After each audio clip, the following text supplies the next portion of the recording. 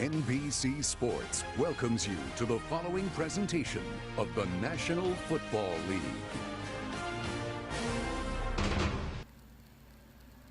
Welcome to the 2017 Duffy's West Luis Flores mock draft.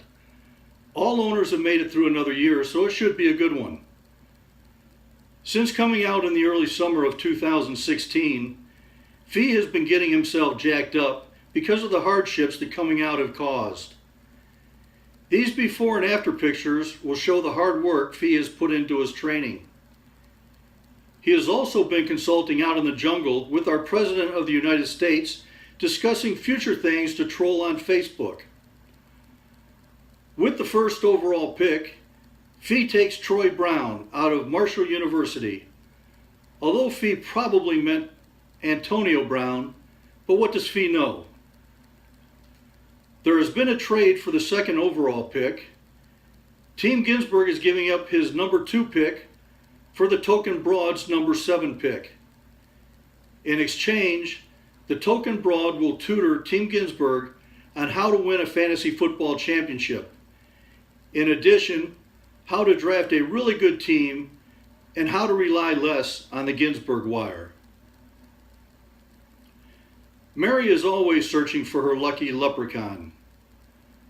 While out one night, she thought she had found him, but realized it was only through her vodka glasses that made him appear to be what she was looking for.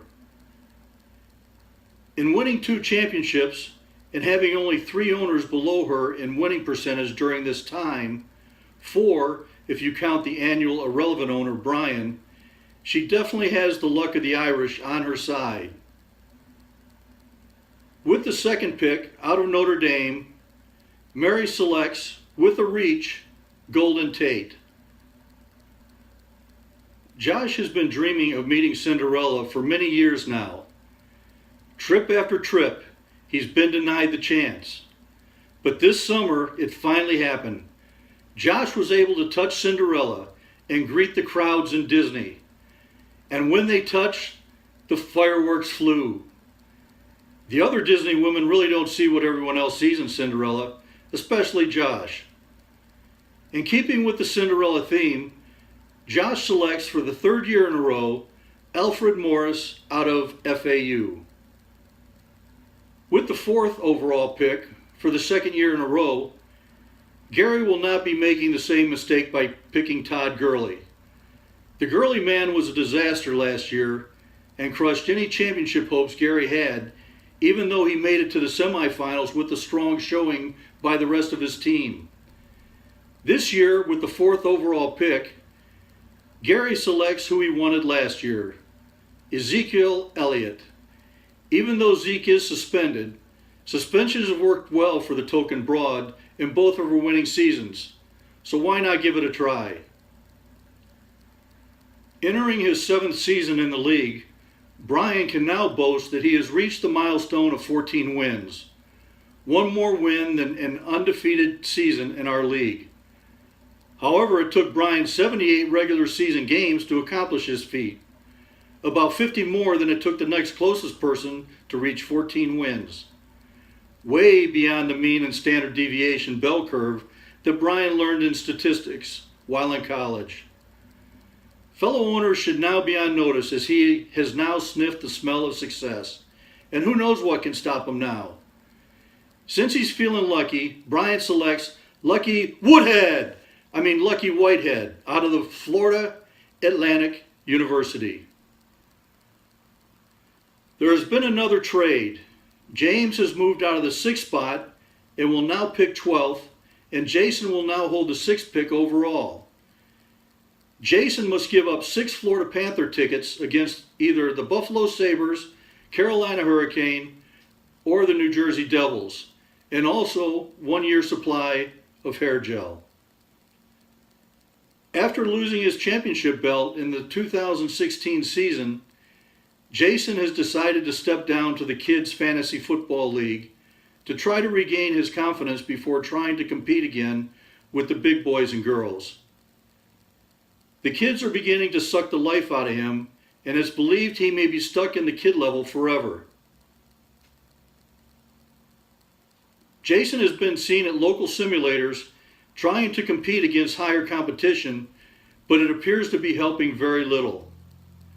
With the last pick of the first round,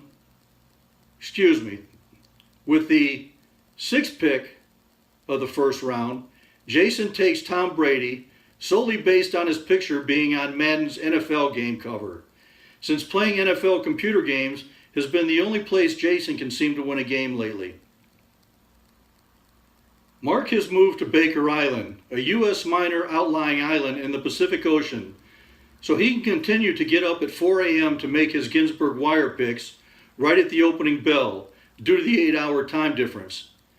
In moving, Mark has enlisted Sammy into the Pacific Island Military Canine Unit and hopes that he can help protect his interests on the tiny island.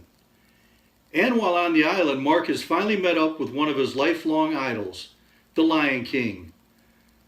With the 7th overall pick and in honor of the Lion King, Mark selects Detroit Lion quarterback Matthew Stafford. Corey will not be attending this year's draft due to jail time being served in a Sicilian prison due to defecating on sacred land, the stare of the Turks.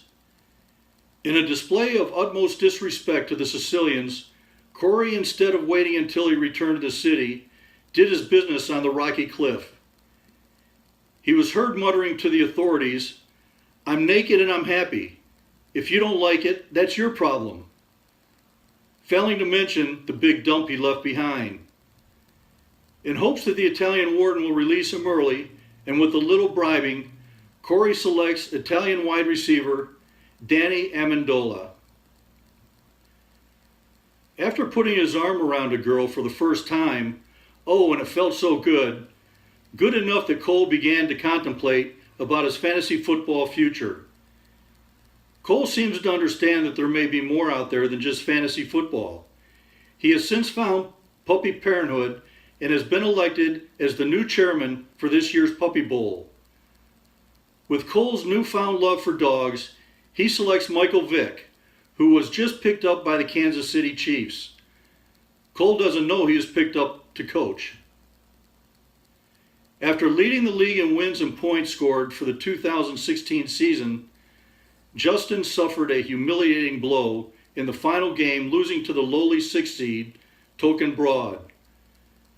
Justin was seen shortly after the loss, surrounded by his bottles of consolation. In the last 4 years in the Premier League, Justin has had the best average playoff finish record and tied for the most wins, but absolutely nothing to show for it. Justin is now being known as the can't win it all guy, shove your butt in his face guy. With the 10th overall pick, Justin selects Jordan Reed, tight end, University of Florida, just to keep Manny happy for one more year of living in the frozen tundra. Over the off-season, Brett's life changed forever, and let's just leave it at that. Since the big change, all Brett really wants to do is play romper room games. After a visit with the hockey witch, she saw another 3 kids on the horizon.